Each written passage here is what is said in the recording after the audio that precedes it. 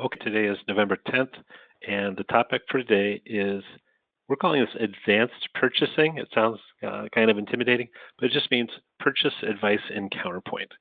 Uh, this training, we get asked quite a bit about this particular topic, and so I'm glad we're using this for our quarterly training.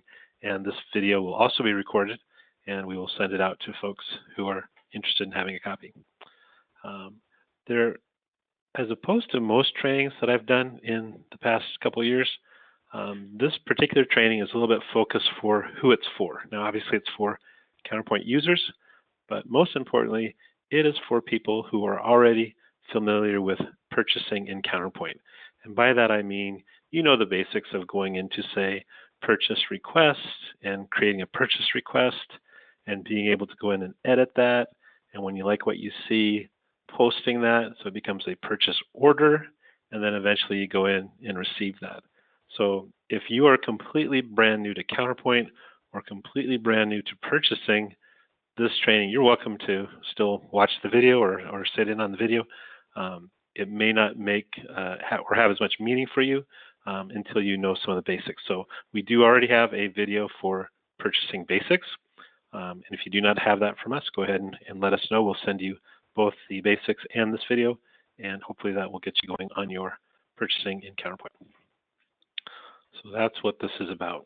Now, the reason why I mentioned that we should have the purchasing basics out of the way before you see this or focus on the purchase advice is that the end result of purchase advice, when you use this tool, the end result of the tool is it creates a purchase request for you. So obviously, if you don't know what a purchase request is, having a tool that creates a purchase request for you may not seem very useful. So that is where we are headed. And don't you just love the beautiful fall scenery? By the time you see this video, maybe it'll be snowy and white in Minnesota, but for today, it still looks mostly like this.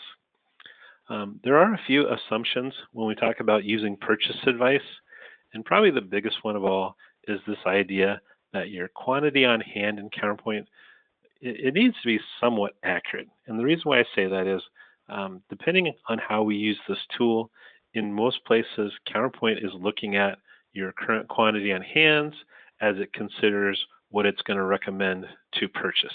So for example, if we're purchasing magnets and you have a quantity on hand in Counterpoint that's reliable and it shows that we have 12 and you're getting ready for a busy season, maybe it's summer selling a bunch of magnets, then Counterpoint would recommend that we need to purchase some more given that we have a low quantity of only 12. If your quantity on hand said 120, then chances are Counterpoint's not going to recommend to order any. So that quantity on hand, that it needs to be somewhat accurate. Otherwise, the results or the advice you're going to get from Counterpoint is going to be probably inaccurate. Okay. Another advice here, it's all about reordering product. So for example, if you carry something, it's a one-time, I don't know, I can't think of a good example of a one-time item. Maybe it's a Christmas 2001 candle or something. And once these sell out, you're not going to order these again. Then purchase advice is probably not going to help you for that particular topic, simply because it's really focused on things that you are buying and reordering and selling and reordering again and on and on and on. So that's really where purchase advice comes into play. So we have quantities that we mostly trust, and we're reordering products, things we order on a regular basis. And as retailers, I'm sure neither of those two assumptions probably surprise you too much. Okay, so today, when we talk about purchase advice, there are three different ways to do purchase advice, or I call them flavors. There are three flavors of purchase advice, and for today's training, we're actually going to be using one of my customers, Certix here in Minnesota, has graciously allowed us to use their data, and this makes it all for a better training because we can look at real life items and quantities and sales and things like that. So shout out to Certix, and thank you for sharing your Counterpoint for just a little bit today so we can learn about purchasing. So from the main menu, if I was to follow the path here, I would be going to purchasing, and the starting point for creating a purchase request is here in purchase request. And if we weren't using purchase advice, we'd probably just be heading straight into purchase request enter. Maybe this is something you're already familiar with.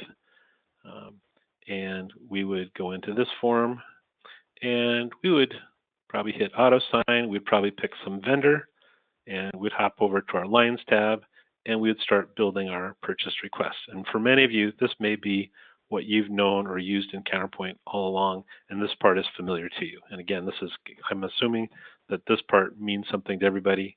But now we're going to look at a tool in Counterpoint called Purchase Advice that actually will help us create this document.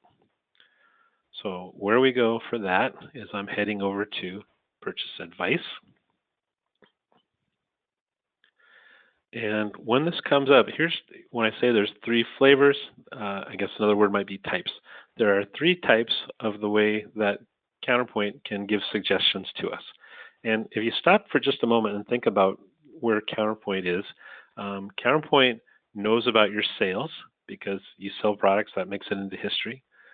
And Counterpoint knows about your inventory, it knows about quantity on hand, again, if those numbers are fairly accurate. And so when we go to Counterpoint and say, hey, give me some suggestions about what I need on hand to get through, let's say, the next 2 weeks or the next 30 days or the next 60 days, Counterpoint should be in a good position here to at least give us some advice. And I will say up front, just so everybody understands, the name of this tool is Purchase Advice. The end result of this is it creates a purchase request. And those of you who have worked with purchase requests know you can go into that. You can edit it, you can make changes, you can apply everything that you know about your business to adjust whatever this advises. So just because this comes back and says, hey, order 24 more widgets or whatever, you can go look at that and say, I agree, I disagree, 24 is low, I'm going to bump that up, 24 is a little heavy-handed, I'm going to pull that back, or maybe I'm going to take it off the purchase request altogether. So again, this is a tool to create a purchase request as advice. But then we're going to apply what we know about our business to dial that in. All right. So here it goes. So of these 3 styles, there's the first one called replenishment. I'm not going to spend a lot of time on replenishment. Of the 3, in my experience, this is the one that's used the very least. And I would describe this as probably the least robust of the 3. The idea behind replenishment is simply, if I sold something, then when I run this advice, it will suggest to me, whatever I sold, order that many more. So in my mind, I always think of this kind of as the corner gas station, or if you have 7-Elevens where you are, the 7-Eleven or the PDQ, where I know that on my shelf I have enough room for so many cans of Campbell's soup or whatever it is. And so if I sell 2, I'm going to order 2. If I sold 6, I'm going to order 6. I'm just going to keep refreshing. Whatever left the building, I'm going to order more, and that's what I'm going to do indefinitely. And that style is called replenishment. Although it's simple to set up because there is no setup. You just pick a date range and run it. But again, I would say this is the least robust because it doesn't take into account other things like what do I have on hand? There's other factors involved. So if you want to, you can go in your own data and play around with this. On all 3 of these styles, I encourage you to go in, try it out. You can preview the results, do whatever you want. No harm done. You can just play around with these.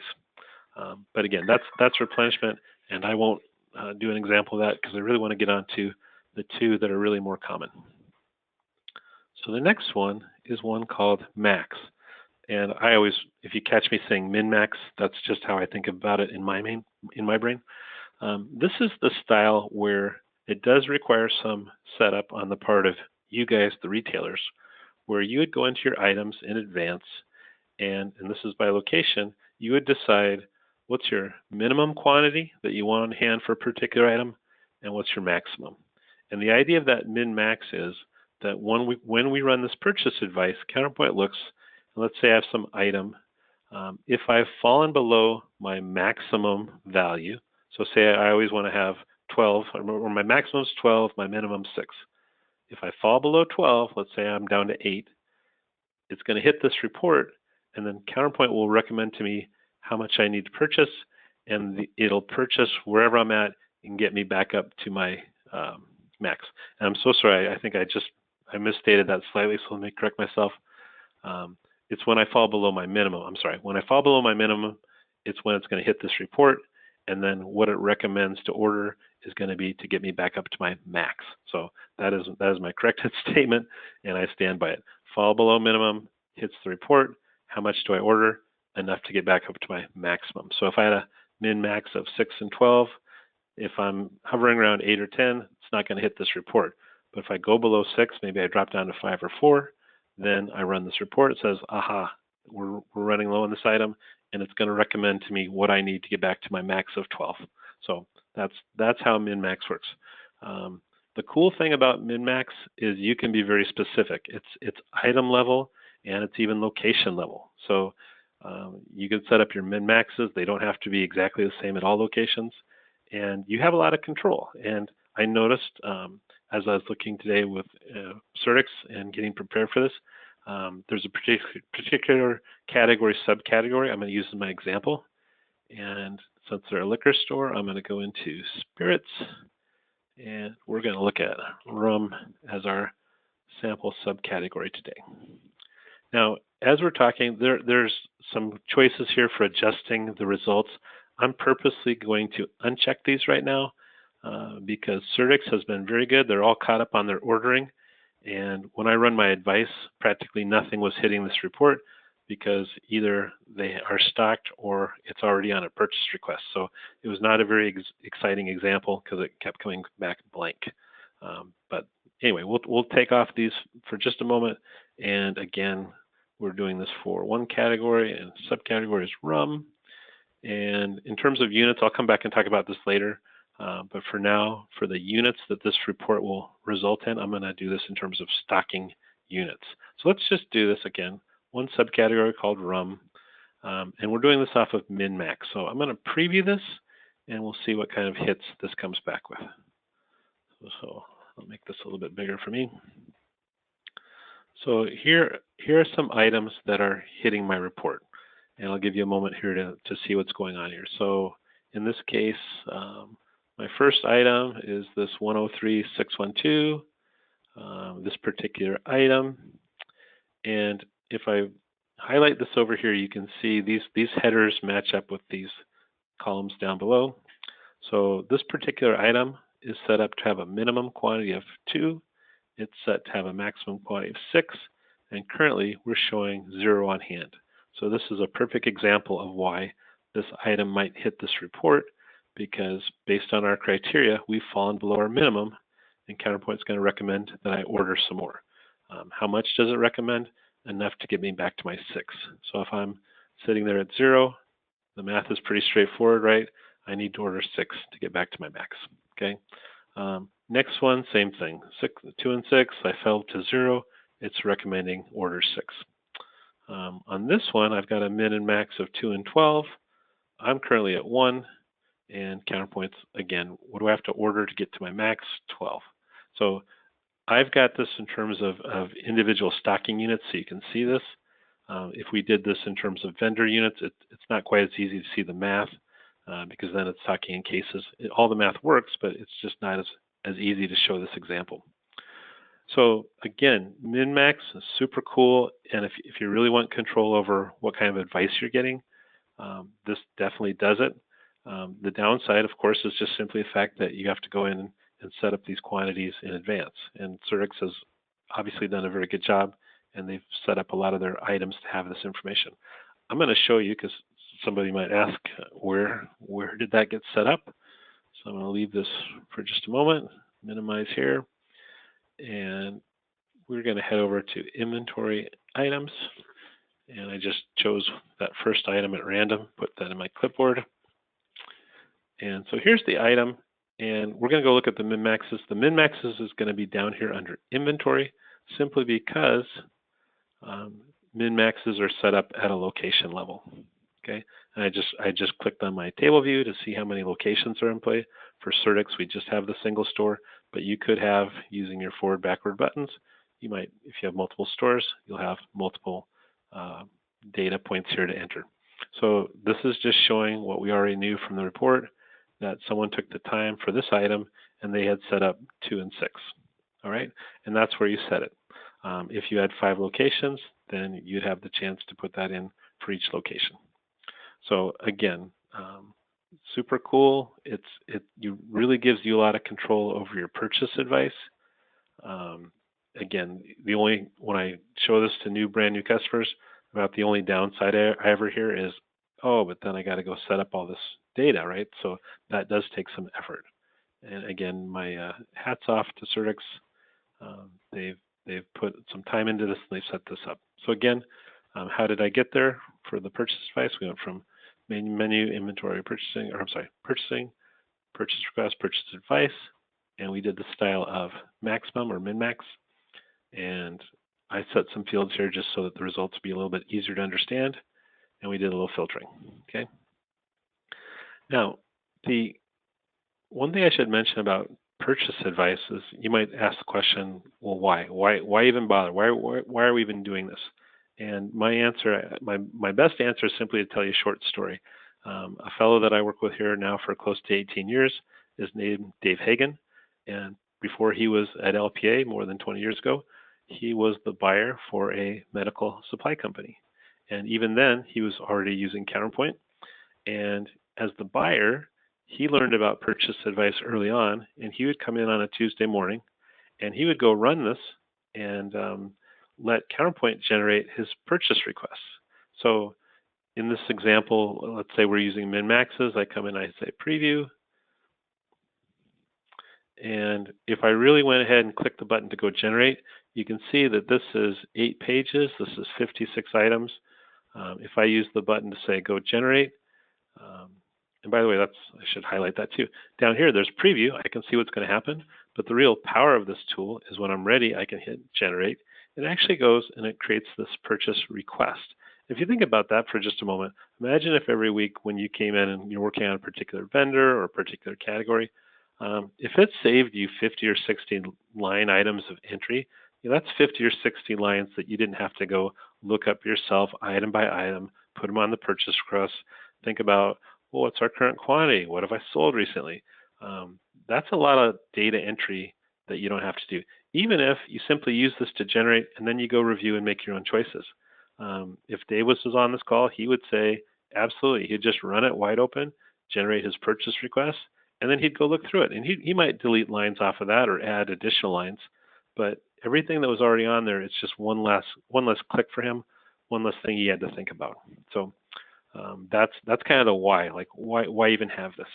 Another point that I'll say to this is simply we have lots of folks that we bring onto Counterpoint, and about a year or 2 years into using the product, they'll say, okay, we've got all the basics down, but where's the features in Counterpoint that help us, even more, grow our business or be more efficient?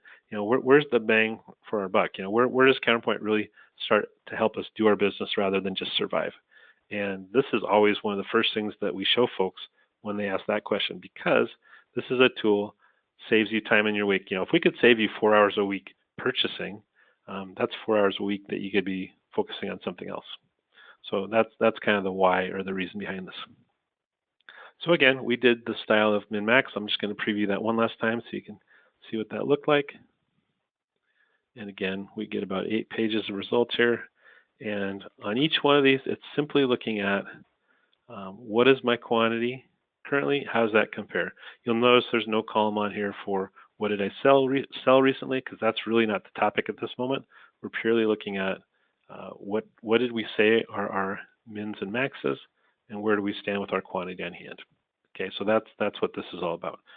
Super cool, very, very robust, but again, requires a little bit of setup.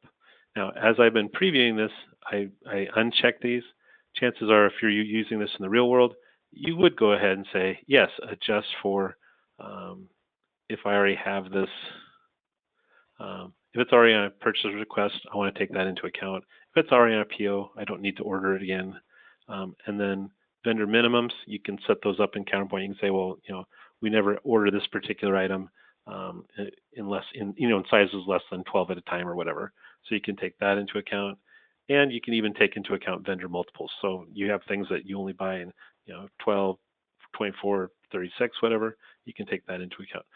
I can't remember if I turn all these on, what this comes back as. I have a feeling that this is not a lot of results, but let's just have a quick look.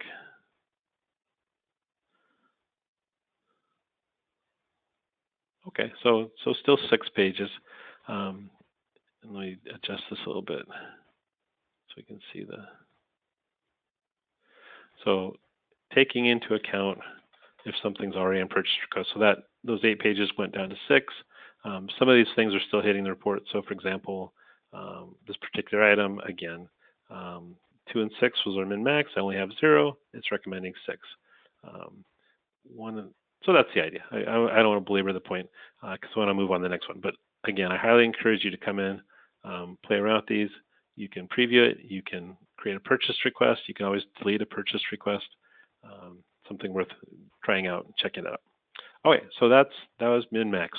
The one that I really want to get to is this one called days of supply. And I would say, yes. I typed you a question. Oh, thank you.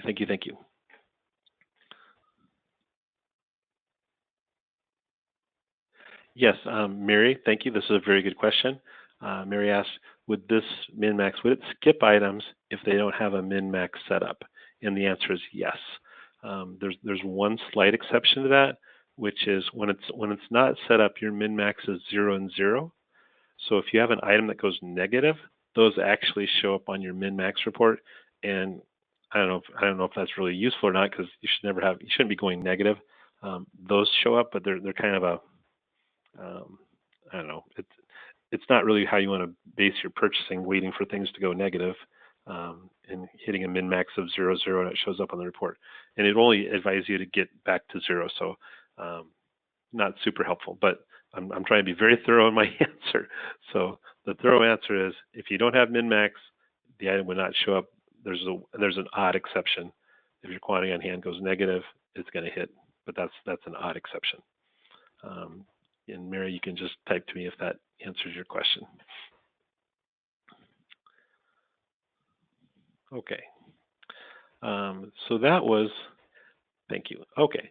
So of these 3, replenishment, as I mentioned, that's kind of the most simplified version. Not super robust. It does what it does, but of the 3, it's probably my probably the least one that I'd recommend. Min-max, days supply, these are the ones that get used the most. Min-max, super cool, but it requires setup. And for some people that's just an absolute no. Like, they just brought Counterpoint live, they're exhausted, and you say, yeah, go through your 10,000 items and decide what your min-maxes are, and they look at you like you're from Mars, right? So I'm not going to heavily recommend that unless it makes sense for you. But days of supply, of the 3, this is probably my favorite, and I'll tell you why.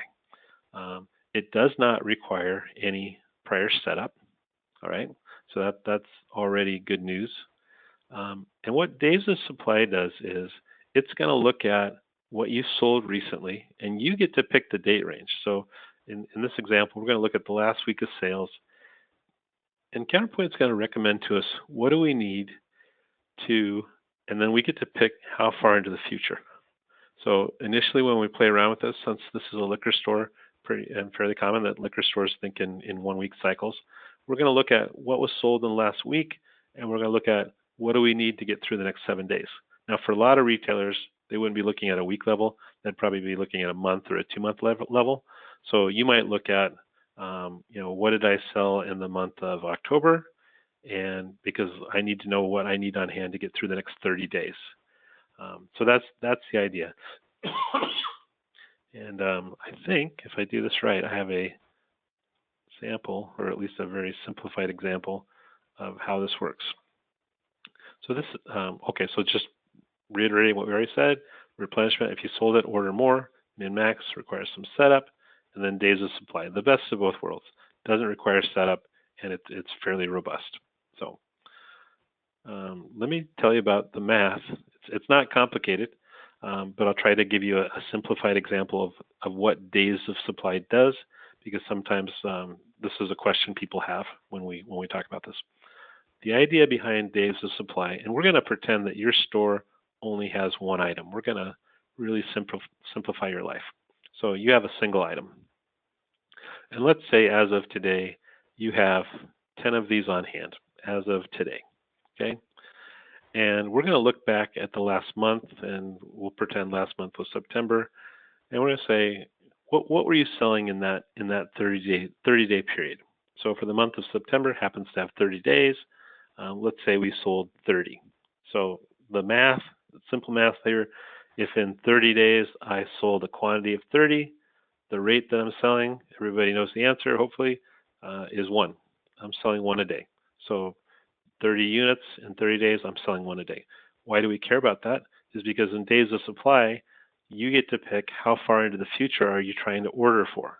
So if I want to get through, if I run days of supply and I'm asking, what do I need to get through the next 30 days? And I know that I'm selling 1 per day, then again, I kept the math very easy here. To get through the next 30 days, I'm selling 1 a day. I must need 30. Okay, fair enough. But Counterpoint will know that I already have 10 on hand. So I came up with, I need 30 to get through 30 days. I already have 10 on hand, and Counterpoint is going to come back, and the suggested quantity will be 20. So that is it. The math does not get any harder than that. I'm going to just tweak this a moment here. Let's say quantity on hand was 10. Let's say in the month of September I sold 60. I'm sorry. In 30 days of September, let's say I sold 60. Okay, so obviously I just bumped up my sales to, I'm selling 2 of these a day. If I'm selling 2 a day, how many do I need to get through the next 30 days? I need a total of 60. Fair enough. So this math all looks like this. If I play it out, 60 days needed. I'm sorry, boy, I keep doing that wrong. Let me slow down. I'm trying to do this too fast. I want to get through 30 days, but I'm selling 2 a day. I must need 60. I already have 10. That's fine. Counterpoint takes that into account, and then the math looks like that. So again, 2 very simplified examples, but I just want people to understand, because sometimes that comes up as a question, especially when we start previewing this and seeing what it's generating, and you might wonder, well, where did that suggested come from? It is simply that, and I'm telling you the truth when I say the math is no more complicated than that. It's looking at how fast are you selling something, what do you have on hand, how many days into the future do you want to take care of, okay? So that's my simplified example, but we're going to go back to live data, and I'll show you what this actually, how this plays out. So on my item, I'm still filtering for my rum as my example. And I've temporarily, for units, I'm doing everything in stocking, just so you can see this. That's in eaches.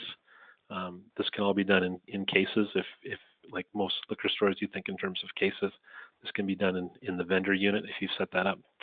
And again, there's adjustments here over on the right. I'm purposely not taking into account if it's on a purchase request or on a PO, simply because this would become a very short report because Certix keeps up on their ordering. Okay, so with no further ado, we got to talk about this. So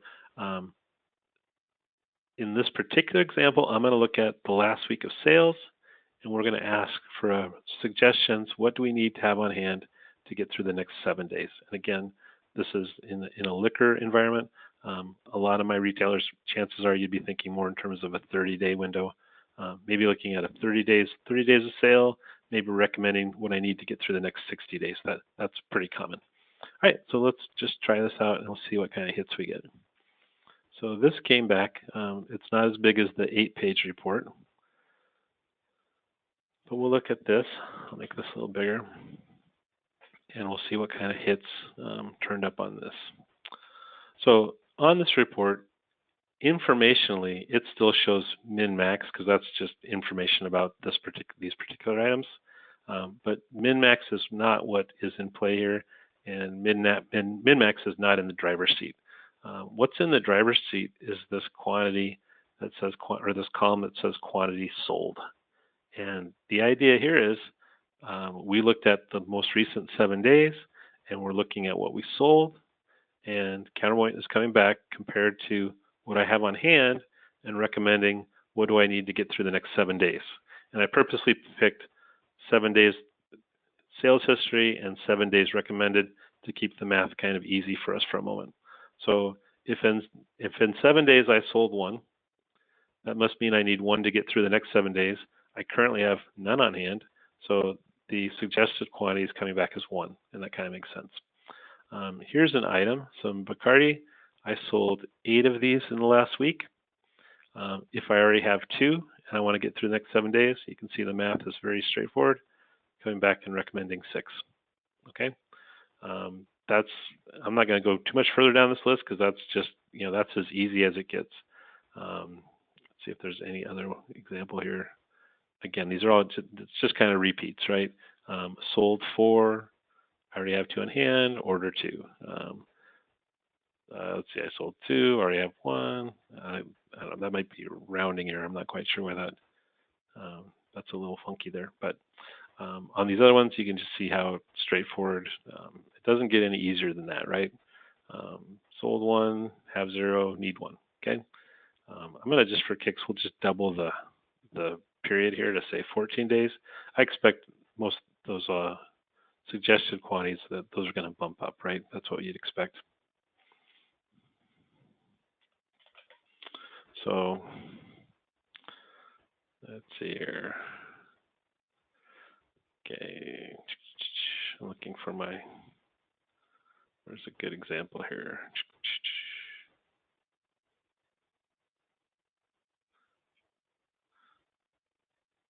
Okay, so let's look at this one. This is back to that Bacardi because it's just an easy example. If I sold 8 in 7 days, I would need 16 to get through the next 2 weeks. I need 16, but I already have 2. So Counterpoint does the math, brings that down, adjusts. So that's the idea. The idea of we're adjusting. Now again, in real life, you would most likely have all these turned on. You would adjust.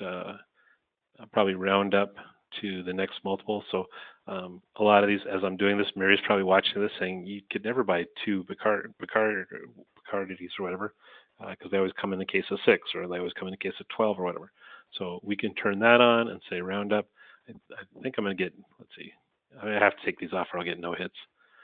Let's go look back at that Bacardi example.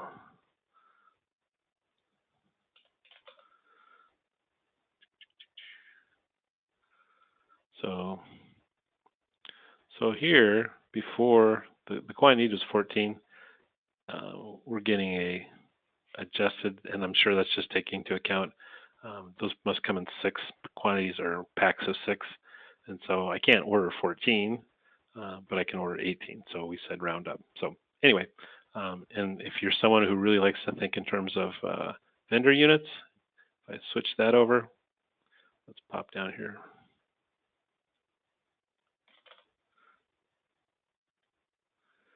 And there's my Bacardi. And now you see everything's happening in cases, right? And if we were doing this strictly in cases and I was trying to train on this, we'd all be scratching our heads because like the math seems like it doesn't add up. But when you see the individual units, you're like, oh, okay, it's got to round up because what's really needed was 16, but we can't order 16. We got to order in cases of 3. We're going to get to 18. So anyway, the idea today is just give you enough so you can kind of see how the mechanics of all this work, and hopefully you'll go in, try this out. The last thing I want to do here, I'm going to change this back to just like so, just so we can see this. Now, as I've been doing this, I've been doing this for a category. Chances are, especially the first few times that you use this, chances are you're going to be filtering by vendor. So instead of just doing this wide open for a category, I would expect, especially the first few times you try this out, that you'll be filtering for a vendor. So I noticed that 102 showed up on here a few times. So let's try that out. We say preview. This will be a few less hits, but you can see the idea here is that oftentimes when you're thinking about purchasing, you're typically thinking in terms of vendors. So as you first try this out or play around with this, I would encourage you to think about filtering to an individual vendor. Try this out, maybe just like we've been doing, practice on a category or subcategory, see what kind of hits you're getting here, see what you see. Now, before I do the next step, I'm going to check and see if there's any. Let's just try this. I want to be careful because this is live data. Let me go to purchase request for a second.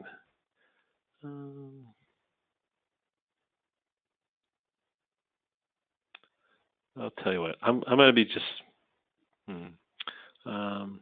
Mary, you don't have anything going on now. We'll try this out and see if we can generate this in Mary's batch. I'm a little.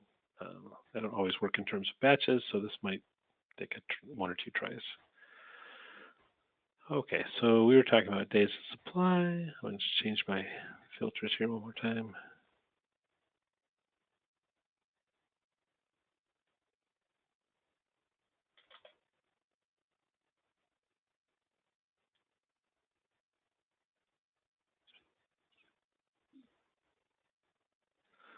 Okay, so I'm going to preview this. There's my 2 items. And again, the point of this is not just to get a report, because at that point, if you had to do this, go key all this in, have we really saved you any time? But the idea here is I can click generate, and we'll do this in Mary's batch, and we get to create this. So you'll see here it says created 1 purchase request. Great. And we're going to go look at that purchase request for Mary.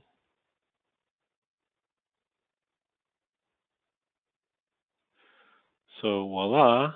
Now it's not very exciting because we just did 2 items. But you'll see here that it popped these in. It's got the recommended quantities based on what the report was showing. And again, I did these in eaches just so we can kind of see the math. Chances are, if you're a business that always does things in terms of the vendor units, you would have done this in cases.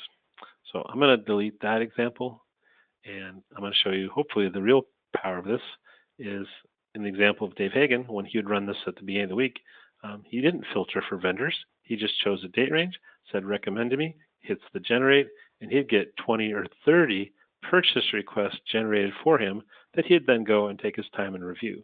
So in that example, if I go back to purchase advice, I'm not going to do a full-blown one, but I just want you to see that it does generate multiples. So I'll put my settings back here for just one moment.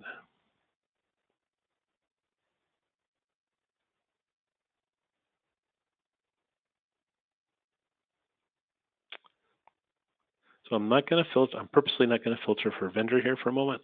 I'm going to preview this, and this is it's just a single page, but I know there's multiple vendors in here because I noticed there's a 102, there's a 100, there's a 101, and so this would be the example. Let's say beginning of each week, maybe you pick a category or something. You say you can preview it. You can see what's being suggested. If I click generate, and we'll do this for Mary. You'll notice 5. That's 5 lines were created, and we saw 5 items on the report, spread over 3 purchase requests, meaning there's 3 different vendors in play. So I'm going to go now over to purchase request enter for Mary, and now I'll just go into table view so you can see this. Voila, we actually just auto-generated these 3 purchase requests. I'll go to the lines. We'll just go next, next, next so you can see these. So there's 1. This vendor had a single item that hit. This one had a couple. So hopefully if you're someone who's done a lot of purchasing in the past, hopefully when you see what we just did there with that generate button, I hope that kind of gets your attention and you're thinking to yourself, oh my gosh, like I could run that once a week, maybe not for everything, but I could pick a category or a subcategory and it would suggest these. And I might come in and look at these and say, oh, that was a good reminder. Yep, I really do need these. And I didn't take vendor multiples. We can turn that on. So this would be a more real life example. But you could come in and say, oh, I was thinking about purchasing these anyway. Let's do 12. And you just have these nice reminders. Okay. And I must have picked something. Let's see. So this one I had not gotten the correct units. Maybe we look at this one and say, I'm not going to do that one this week. I'm planning on doing a big buy next week. So I'm going to take that off the list. And you can still, it's just a purchase request. You can add more items, do anything you want. You might even say, on second thought, I'm not doing anything with this vendor this week. I can just delete it, right?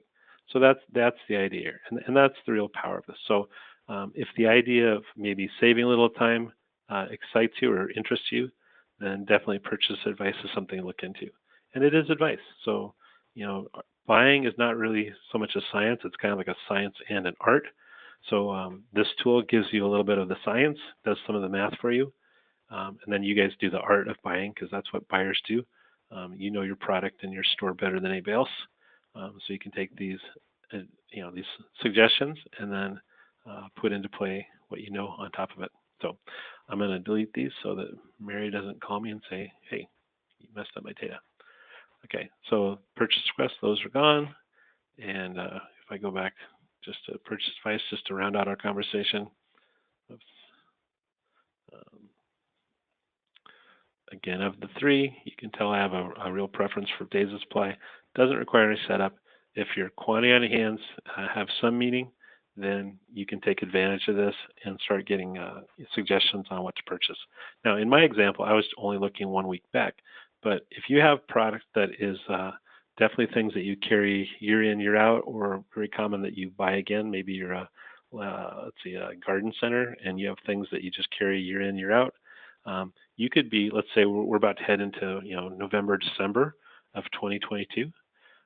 For date range, you could look back and say, show me what I sold in November 2021, or show me what I sold November, December 2021, maybe a particular vendor, a particular category. Recommend to me what I need to have to say get through the next 30 days or get through 60 days of the Christmas season. And the history factor allows you to kind of bump that suggestion up or down. So if we were doing this, say we're heading into fourth quarter and we look at 2021, but it seems like things are starting to pick up a little bit, I could use a history factor of 1.1 or 1.2, saying that I expect this year to be a little higher. My recommendations come back a little bit higher. If I'm feeling like I want to be a little cautious, I can do something like 0.8, 0.9, and it just brings down those suggestions. For the sake of training, I typically always use 1 just so the math always makes sense. But you can tweak that a little bit. So that's where you can kind of dial it in. I don't have anything more to say on this topic at this time other than to encourage people to please go in, try it out. It's very safe. You can preview it with no harm. If you generate, just know that you're generating actual purchase requests, and just go, review those, delete them if you're done with them, or if they're for real, make your changes and post them. So that's a little bit about purchase advice, and encourage you to go try it out. So thank you for attention. Let me see if there's anything else on our beautiful slideshow. Just a big thank you. All right. Well, thank you very much. Any questions, please let me know. And Mary, stay on the line and we'll talk a little more. Thank you.